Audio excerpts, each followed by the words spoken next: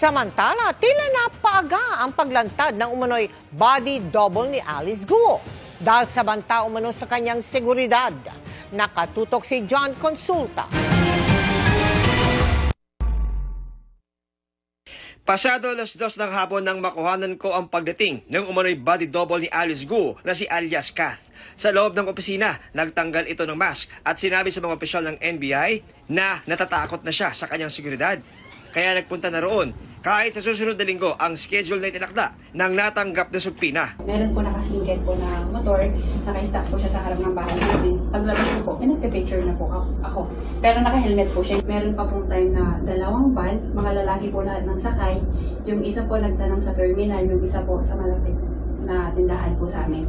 Dinala siya sa opisina ni Atty. Lito Magno ang kumompronta noon kay Alice Guo sa Indonesia tungkol sa litrato ni alias Kath na kamukha umano ng dinismiss na alkalde. Ano po, saan po yan? Tao po yan.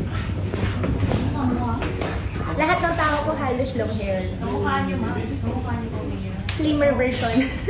Hinihinalang si alias Kath ang nasa CCTV video na kuha sa Zambales at ibinigay sa akin ng isang source. Sumakay siya sa isang SUV ilang oras bago ma-raid ng mga operatiba ang lugar para umano iligaw ang mga umahabol sa alkalde.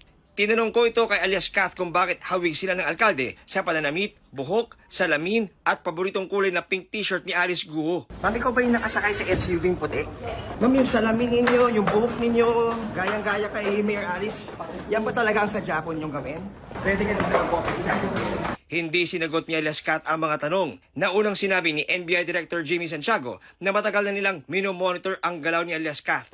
Sa loob ng halos 3 oras, sumagot si alias Kath sa mga tanong ng agent on case ng NBI. Sa Martes, nakatakda siyang humarap sa Senado para bigyang linaw ang ilang mga tanong tungkol kay Alice Guo na kanyang pinagsilbihan bilang staff sa loob ng 7 taon.